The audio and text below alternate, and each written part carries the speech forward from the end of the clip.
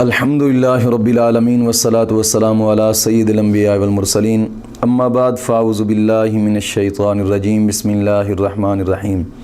تفسیر پاک کا آج چوتھا سبق ہے۔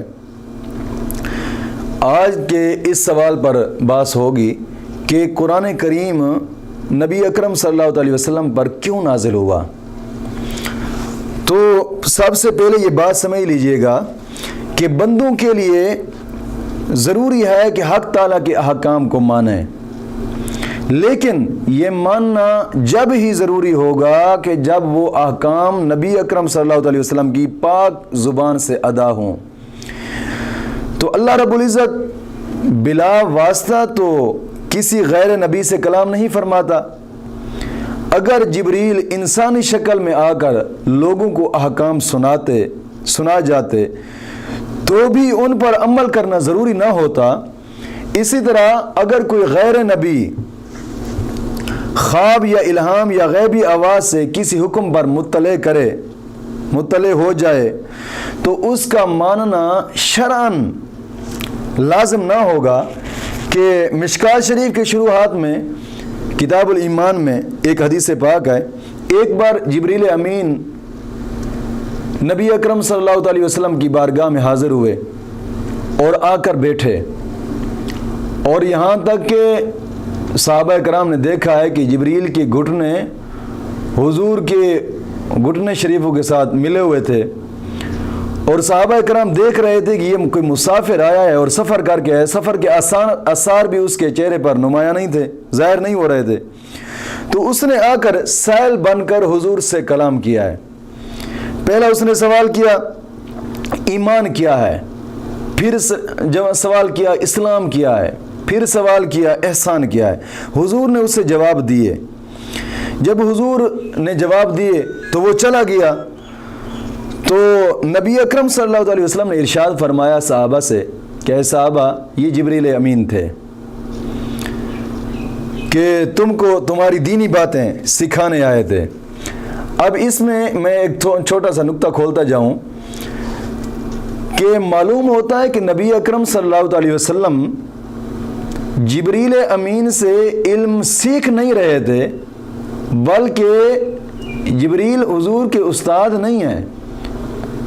جبریل خود ہی سوال کر رہے ہیں اسلام کیا ہے، حضور نے جواب دے دیا۔ معلوم ہوتا ہے کہ پہلے سے ہی حضور کو علم تھا، تو حضور نے جو جواب عطا فرمایا ہے۔ اور اب اس موقع پر جبریل تو چلے گئے، حضور نے فرمایا میرے صحابہ یہ جبریل تھے جو آپ کو دینی باتیں سکھانے کے لیے آئے۔ تو اب دیکھو کہ اس موقع پر جبریل امین نے خود ہی آ کر یہ نہیں کہا کہ صاحبو میں جبریل ہوں، تمہارے رب کا یہ حکم ہے، نہ، جبریل نے حضور سے عرض کی تاکہ حضور فرمائیں، دین سکھائیں، حضور حکم فرمائیں، تو ان پر ان کا عمل کرنا یہ ضروری ہوگا، فرض ہوگا، واجب ہوگا۔ تو ان باتوں سے ایک یہ بات ظاہر ہوتی ہے کہ نبی اکرم صلی اللہ علیہ وسلم کی جو زبان سے کلمات سنے جائیں ان پر عمل کرنا ہر مسلمان پر فرض ہے یا کہیں واجب ہوتا ہے۔ تو ایک بات یہ بھی ثابت ہوتی ہے کہ نبی کی ہی اطاعت حق تعالیٰ کی اطاعت ہے،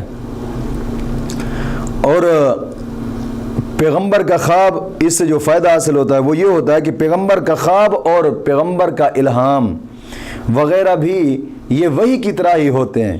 جس طرح کہ حضرت ابراہیم علیہ السلام نے خواب دیکھا اپنے فرزند کو ذبح کر دو، رب تعالیٰ نے فرمایا، حالانکہ وہ بے قصور آدمی کو قتل کرنا شریعت کے خلاف تھا، لیکن آپ کے اس خواب نے اس حکم شرعی کو آپ کے حق سے منسوخ کر دیا۔